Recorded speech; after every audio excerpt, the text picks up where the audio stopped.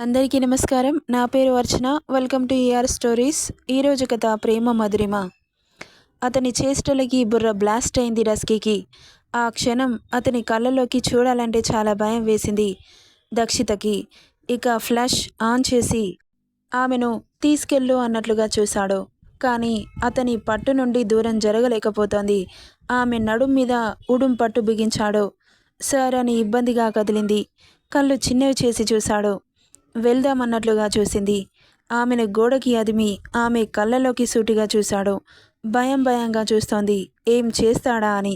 ఆమె భయాన్ని చూసి ఎంజాయ్ చేస్తున్నాడేమో. చూపులని మరింత ఇంటెన్సిటీగా మార్చాడు. You like it this way right? నీకిలా ఇష్టం కదా అన్నాడు. కోపంగా చూసింది అతన్ని. ఏ కాదా అన్నాడు. అతని గుండెలపై చెయ్యి పెట్టి వెనక్కి తోసింది. కాస్త కూడా కదల్లేదు. దీనికోసమే కదా వాడితో తిరుగుతున్నావు అనగానే ఒక్కసారిగా షాక్ కొట్టినట్లు చూసింది. ఏంటి, నేను అబ్జర్వ్ చేశానని టెన్షన్ పడుతున్నావా? ఒకరు సరిపోవట్లేదా అనగానే సార్ అంటూ అరిచింది గుడ్లు ఉరిమి చూస్తూ. దవడలు వత్తి, ఏంటి కోపం వస్తుందా? వాడితో మాట్లాడినప్పుడు నవ్వుతూ మాట్లాడావుగా. సార్, అసలు మీరేమనుకుంటున్నారు? అతను మీ ఫ్యాన్ అంట, మీతో మాట్లాడాలని నన్ను రిక్వెస్ట్ చేస్తున్నారు అని దవడలు పట్టుకోవడం వల్ల మాటలు ముద్దగా వచ్చాయి. సో వాట్ అన్నాడు రెక్లెస్గా. అతని బిహేవియర్కి అయోమయంగా చూస్తూ ఏదో తట్టిన దానిలా. నేనంటే మీకు ఇష్టం ఉండదు కదా, నేనంటే మీకు అసహ్యం కదా, అలాంటప్పుడు నేను ఎవరితో మాట్లాడితే మీకే అంటుంటే సర్కాస్టింగ్ స్మైల్తో చూస్తూ పట్టిన బుగ్గలని విసురుగా వదిలి జుట్టు పట్టి దగ్గరికి లాక్కొని I hate you but don't talk to anyone అన్నాడు. అతను హేట్ యూ అంటుంటే కళ్ళల్లో నీళ్లు చిమ్మి, మీకు నేనంటే అసహ్యమైనప్పుడు నేను ఎవరితో మాట్లాడితే మీకెందుకు సార్ అనింది ఏడుపు గొంతుతో. నువ్వు నా దగ్గర ఉన్నన్ని రోజులు నాతో తప్ప ఇంకెవరితో మాట్లాడడానికి వీల్లేదు. కనీసం చూసినా గుడ్లు పీకేస్తాను అని ఆమెను నెట్టేసి అక్కడి నుండి మెల్లగా వెళ్తున్నాడు. అలా నెట్టడంతో ఆమె తుల్లిపడి మళ్ళీ బ్యాలెన్స్ చేసుకుంటూ వెళ్తున్న దక్షిణి చూసి దగ్గరికెళ్ళింది. ఎక్కడ పడిపోతాడేమోనని భయంతో పట్టుకోబోతే నో నీడ్ అన్నాడు. అంటే ఆమె ఇంతకుముందు నేను ఎవరితో మాట్లాడితే నీకే అనిందిగా, కోపం వచ్చిందేమో. పడిపోతారు, ప్లీజ్ పట్టుకోనివ్వండి అంటూ పట్టుకోబోతుంటే ఆమె చెస్టుపై చేయి పెట్టి వెనక్కి తోసి వాల్ సపోర్ట్తో వెళ్ళి బెడ్ మీద అడ్డంగా పడిపోయాడు. అతను అలా అవాయిడ్ చేస్తుంటే చాలా బాధ అనిపించింది. తినకపోవడంతో కాస్త కళ్ళు తిరిగినట్లుగా అనిపిస్తుంటే టైం చూసింది. మార్నింగ్ 11 అవుతోంది. అమ్మో అనుకుంటూ కిందకెళ్ళింది. సోఫాలో కూర్చొని కనిపించారు బాలాజీ, బల్దేవ్ గారు. తాతయ్య, మీరెప్పుడొచ్చారు అని కాస్త ఆశ్చర్యంగా అడిగింది. ఆమె మాటకి తల తిప్పి చూసి, దక్షిత ఎక్కడికి వెళ్ళారు? వాడెక్కడా? అసలేం జరిగింది అని బాలాజీ తాతయ్య కంగారుగా అడుగుతుంటే, ఏమైందన్నయ్య? ఏం కాలేదు. మరి వాడు రూమ్లో లేడు? ఎందుకు? నువ్వు కూడా ఎక్కడికెళ్ళావు? రూమ్ కూడా చిందరవందరగా ఉందేంటి? మళ్ళీ గొడవ జరిగిందా? అది అన్నయ్య అని చేతులు నిలుపుకుంటూ ఏం చెప్పాలో అర్థం కాక నిలబడింది. పర్లేదు చెప్పమ్మా, ఏమైంది? నిన్న మీరు షూటింగ్ ప్లేస్లో దింపి వెళ్ళిపోయారు కదా. హా, వెళ్ళాను అని నిన్న జరిగింది మొత్తం చెప్పింది దక్షిత. ఇక తనని ఇద్దరు మధ్యలో కూర్చోబెట్టుకొని ఓ గంట పాటు బాబు చేసిన అరాచకాలని వింటూ వాళ్లకు కూడా బుర్రలు పేలిపోయినట్లు అనిపిస్తుంటే తల పట్టుకున్నారు. అంటే లైట్గా చెప్పింది, పూర్తిగా చెప్పలేదు. దానికే వాళ్ళ రియాక్షన్ అలా ఉంటే పూర్తిగా చెబితే ఇంకేమైపోతారో. అమ్మ దక్షిత, వాడు చివరికి ఇలా మారిపోయాడా? వీడి స్టోరీ వింటుంటే నా బుర్ర హీట్ ఎక్కిపోయింది. ప్లీజ్ కాఫీ తీసుకురావా అన్నాడు బల్దేవ్ గారు. నాకు కూడా. సరే అన్నయ్య అంటూ కిచెన్లోకి వెళ్ళింది.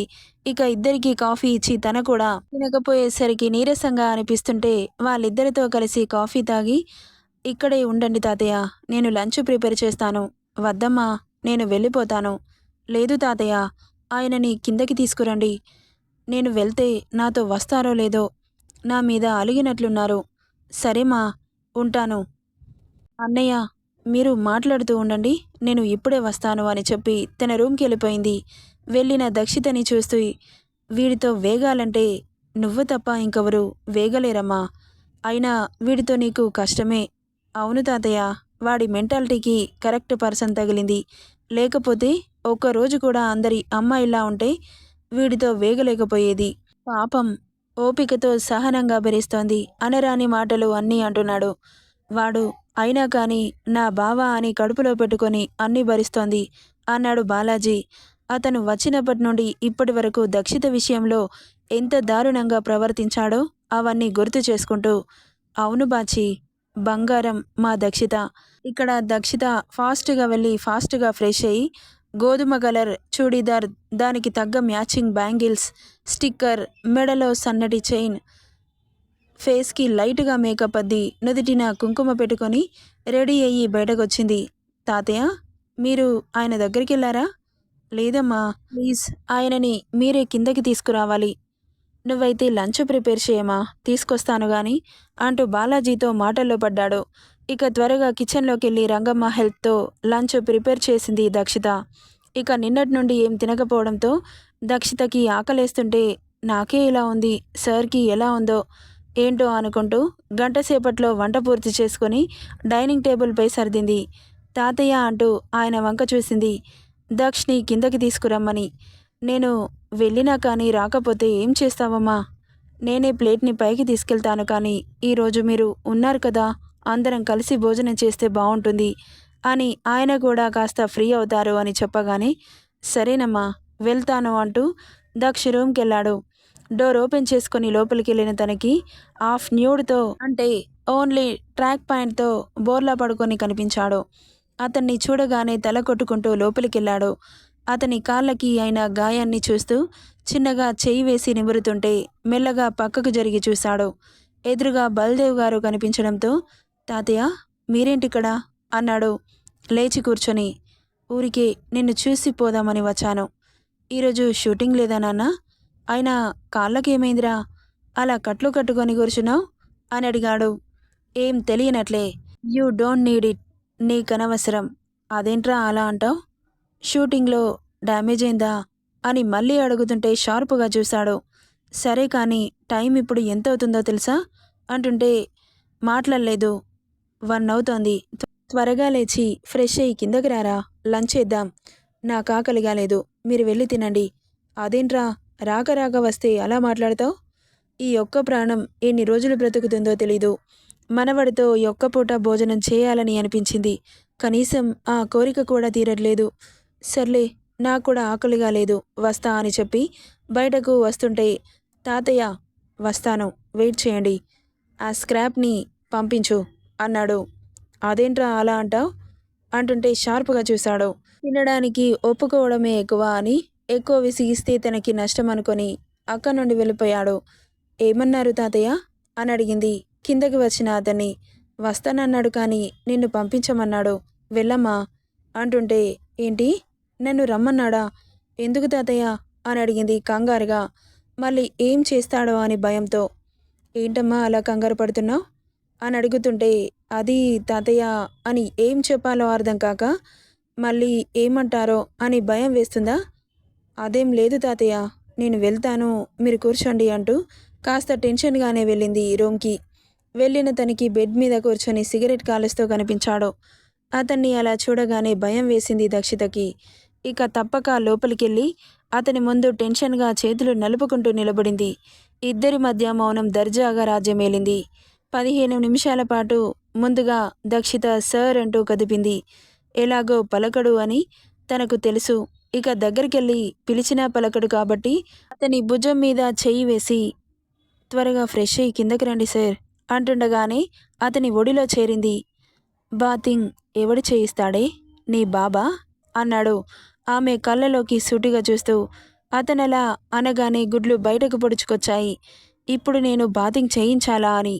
మరి బాబుకి మీ పాప వల్లే కదా కాలుకి ఇంజ్యూర్ అయింది, ఆ మాత్రం చేయించలేదా మీ పాప?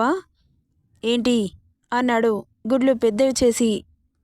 చేయిస్తాను అని తల అడ్డంగా ఊపింది. అతని పెదవులపై కన్నింగ్ స్మైల్ వచ్చి చేరింది. అతని స్మైల్ని చూస్తుంటే ఆమె గుండెల్లో రైలు పరిగెడుతున్నాయి. వాష్రూమ్లో నా పని మటాష్ అని ఆమె సిక్స్త్ సెన్స్ డేంజర్ బెల్స్ మోగిస్తోంది. చేయిస్తావా అని కళ్ళెగరేశాడు. సరే అని తలూపింది. ఇక అక్కడి నుండి అతన్ని వాష్రూమ్కి మెల్లగా పట్టుకొని తీసుకెళ్ళింది. అతను కావాలని నడవడానికి రావట్లేదు అన్నట్లుగా బిహేవ్ చేస్తున్నాడేమో అని దక్షిత డౌట్. కానీ ఏం చేస్తుంది? తెలిసినా మాత్రం ఇక అతన్ని షవర్ చైర్లో కూర్చోబెట్టి చేతిలో పట్టుకునే షవర్తో అతని బాడీ మీద షవర్ ఆన్ చేసి పట్టుకొని బాడీని తడిపింది. దక్ష్ మాత్రం దర్జాగా కూర్చొని ఆమె అలా చేయిస్తుంటే నడుం దగ్గర టాప్ చెదిరి తెల్లటి నడుము అతని కళ్ళకి దర్శనమిస్తుంటే అలాగే చూస్తూ 2 వేళ్ల మధ్య ఆమె నడుంపై నొక్కిపట్టి దగ్గరికి లాక్కున్నాడు. అసలే ఏం చేస్తాడో అని టెన్షన్తో చేతులు వణుకుతుంటే అతను అలా టచ్ చేయగానే ఒళ్ళంతా జల్లుమని చేతిలో ఉన్న షవర్ని కింద వదిలేసింది. అది పడకుండా ఒక చేత్తో పట్టుకొని బాడీ జెల్ తీసి ఆమె చేతిలో పెట్టాడు. ఇక అతని చేతిలో ఉన్న నడుము అలాగే నలిగిపోతోంది. అతని చేతిని దూరం చేసి జెల్ని చేతిలో పోసుకొని అతని బాడీకి అప్లై చేస్తుంటే కరెంట్ షాక్ కొట్టినట్లు ఒళ్ళంతా జల్ జల్ మంటోంది. అతని బేర్ బాడీ డైరెక్ట్గా ఆమె చేతులకి తగులుతుంటే ఆమె ఫేస్ ఎక్స్ప్రెషన్స్ని అంచనా వేస్తూ చూస్తున్నాడు.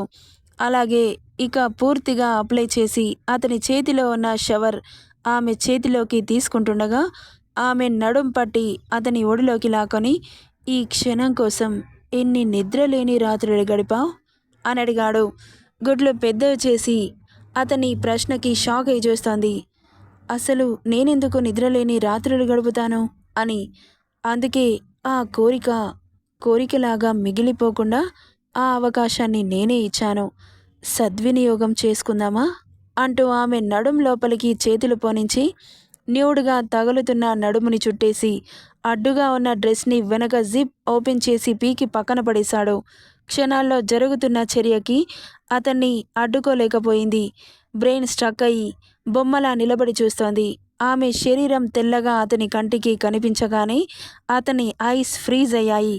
పాలరాతి శిల్పంలా ఉన్న ఆమె మేనిఛాయ రవివర్మ గీసిన పెయింటింగ్లా ఉంది ఆమె స్ట్రక్చర్.